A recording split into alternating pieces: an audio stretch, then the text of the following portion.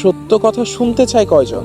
আমরা এমন একটি সমাজে বাস করি যেখানে মিথ্যা বললে আপনি সকলের কাছে ভালো থাকবেন, কিন্তু যখনই আপনি সত্য বলবেন আপনি সকলের কাছে খারাপ হয়ে যাবেন। আর যদি কোনোভাবে আপনি কারো ভুল ধরেন তাহলে আপনি হয়ে যাবেন সবচেয়ে বড় অসভ্য। আমরা সকলেই চাই যে আমাদের আশপাশের লোকজন সত্য কথা বলুক, কিন্তু যখনই এই সত্য কথা আমাদের বিপক্ষে যায় তখন আর আমরা সহ্য করতে পারি না।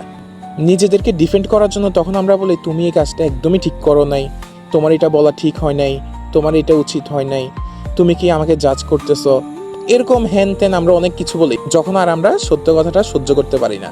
আমরা চাই আমাদের আশপাশের লোকজন সব সময় আমাদেরকে নিয়ে প্রশংসা করুক, তখন আমাদের এগুলো শুনতেও ভালো লাগে, সত্য হোক কিংবা মিথ্যা হোক। কিন্তু আমাদের যেটা আসলেই দরকার সেটা হচ্ছে আত্মসমালোচনা। সত্য বলা অনেক কঠিন কাজ, আর এর চাইতে অনেক বেশি কঠিন হচ্ছে সত্যকে মেনে নেওয়া। আমরা যদি এই সমাজের পরিবর্তন চাই তবে অবশ্যই আমাদেরকে সত্যকে সত্য বলতে হবে।